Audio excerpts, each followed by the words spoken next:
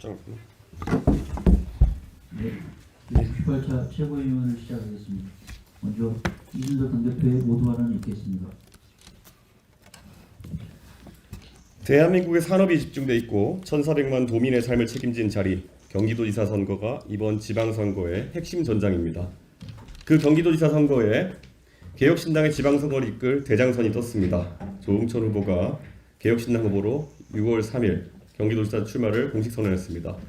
저는 그동안 조응천 후보와 긴 시간 머리를 맞대며 그가 경기도를 어떻게 바꿀 것인지 그 비전을 함께 다듬어 왔습니다.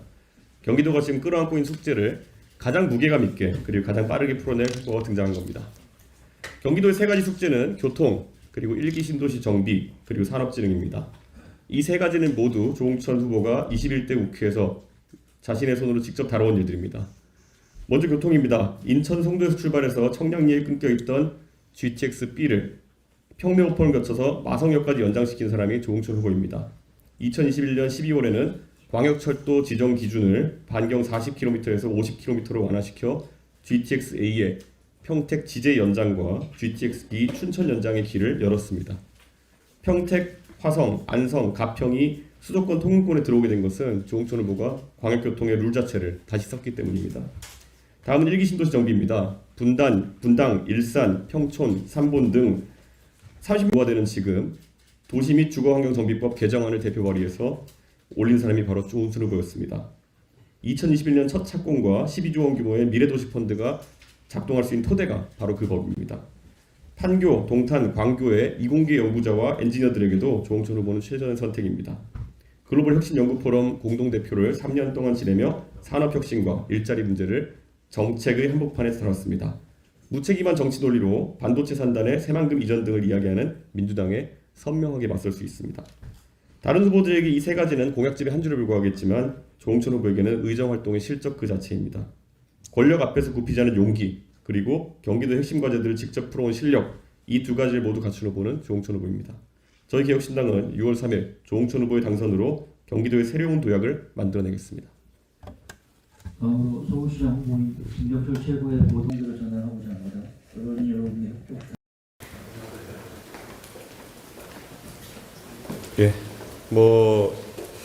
우선 지금 부산에서 열심히 뛰고 있는 우리 정의한 후보가 테러를 당해서 지금 병원에 있는 상황인데 사실 선거에 있어서 용기 있게 도전하는 후보자들에게 응원을 하지 않을 수는 있지만 그렇다고 테러를 하는 것은 굉장히 미성숙한 그런 행동이다 이렇게 생각하고 정의한 후보가 쾌차해서 꿋꿋이 선거운동을 이어나가길 바랍니다. 특히 이번에 그 테러한 사람이 어린 것이 무슨 시장이냐 이런 식으로 얘기했다고 하는데 부산에는 특히 어느 도시보다도 젊음이 필요하다 그런 취지에서 많은 부산 시민들께서 정의한 후보의 젊음을 한 번 더 주목해 주십사 이렇게 부탁드리고 싶습니다.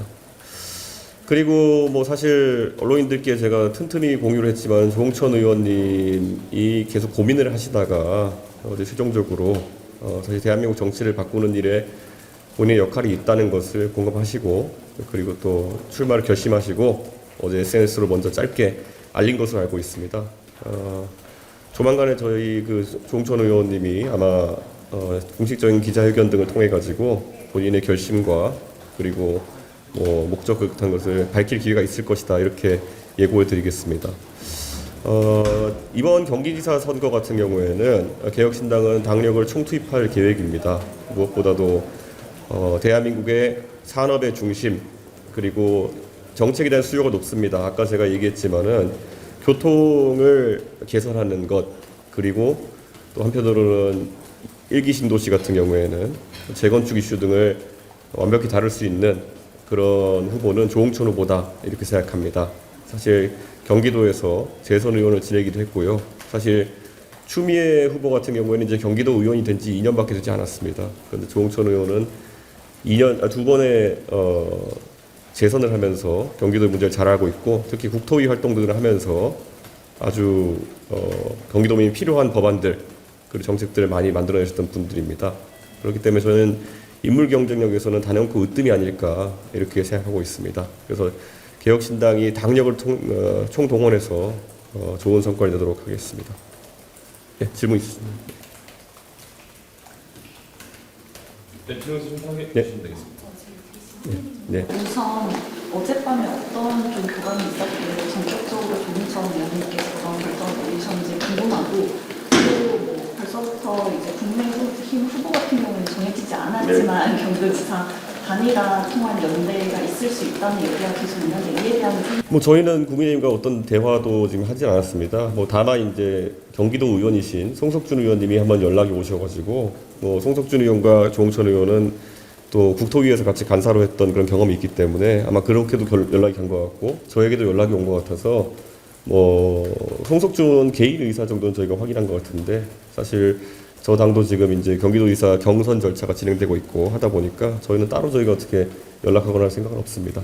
그리고 처음부터 조홍천 의원은 경기도에 대해서 본인의 역할이 있다는 생각을 하고 계셨습니다. 그런데 당연히 이제 제3지대로 도전하는 것 그리고 개혁신당의 당력이라는 것에 대해서 오히려 저희가 확신을 드리는 과정이 있었고요. 그래서 어제는 제가 설득드리면서 선거를 위해서 저희가 이런 준비를 했고 이제 결단을 해주실 때가 됐다 했는데 뭐 흔쾌히 이렇게 선택을 해주셔가지고 저희가 이제 선거에 집중할 수 있게 되었습니다. 다음 질문 있으십니까? 예.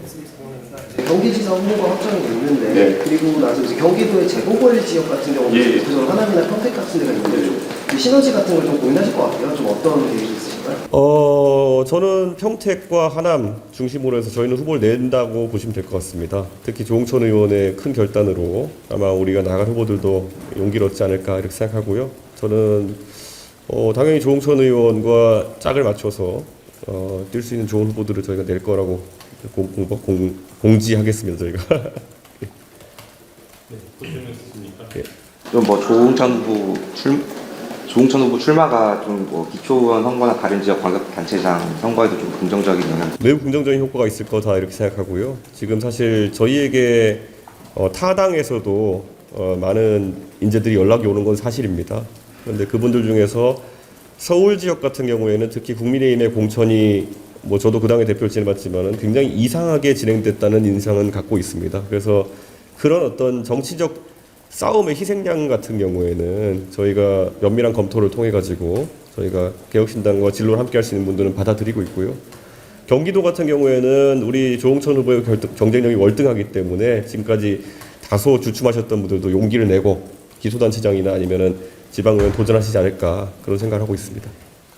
그 방금 평택과 하남을 중심으로 이제 후보를 낸다고 하셨는데 좀 어떤 인물들이라고 좀 저희 당내 인사 중에서 좋은 사람들이 있다 충분히 생각하고요. 저는 이번에 제가 늦지 않은 시점에 저희가 알려드릴 수 있도록 저희가 절차 진행하겠습니다. 네. 조홍천 의원님 관련해서 가장 큰 경쟁력이 좀 뭐라고 보시는지 추미애 후보랑 국민의힘 쪽. 저는 뭐 용기 있다라는 게 중요하고요. 예를 들어서 아까 제가 산업의 문제를 얘기했는데요. 지금 민주당에서 사실 새만금으로 뭐 반도체 산단을 이전한다 뭐 이런 얘기들이 나오는데 민주당의 아마 경기도에 나오는 후보들은 그에 대한 선명한 입장을 밝혀야 될 것입니다.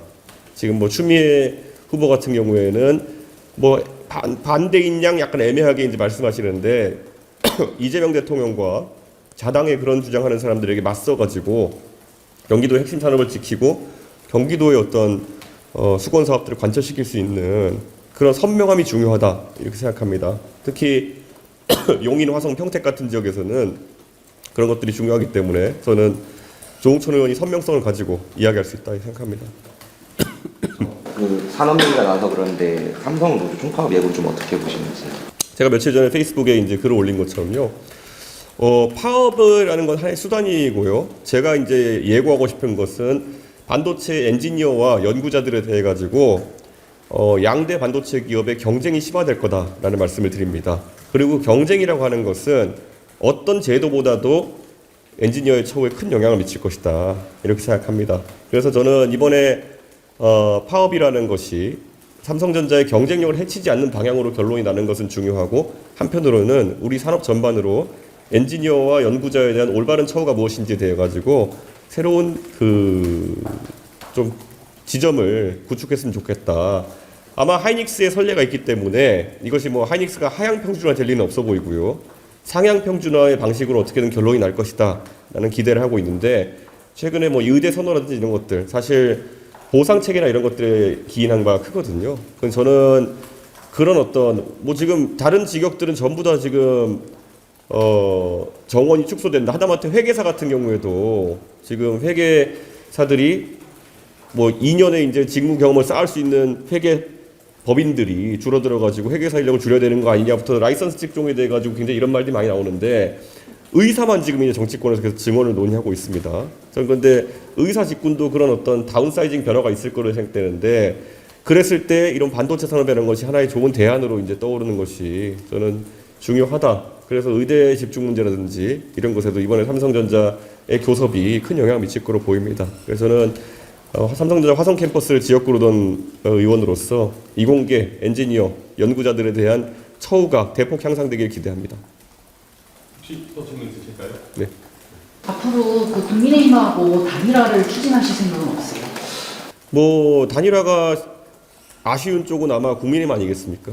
그런데 저희는 어떤 교섭도 진행하지 않고 있고 장동혁 대표 및 아니면 뭐 그쪽의 핵심 의원들과도 그런 부분에 소통하지 않고 있습니다. 그 말인즉슨 국민의힘 별로 다급하지 않다는 것이겠죠. 예. 그 조응천 의원께서 이제 민주당에서 정치도 하셨는데 그런 점도 좀 이번 선거에 영향 유리하게 작용할. 조응천 의원님의 이력은 굉장히 특이합니다. 사실 박근혜 정부의 공직기강 비서관으로 이제 일을 하셨기 때문에 그리고 그 과정에서 최순실 씨 등에 대해 가지고 상당히 경고음을 알려왔던 인사. 그러니까 어느 위치에 있더라도 오로지 국민 편에서 일해왔던 분이다. 물론 문재인 대통령의 영입으로 민주당으로 옮겨가시긴 하셨지만은 또 민주당에서도 이재명 대통령의 어떤 독선이나 이런 것에 대해 가지고는 할 말을 하다가 이제 개혁신당에 합류하셨기 때문에 저는 조응천 의원님의 스탠스는 일관됐다. 지금도 경기도를 위해 가지고 바른 소리를 할 사람이다. 이렇게 생각합니다.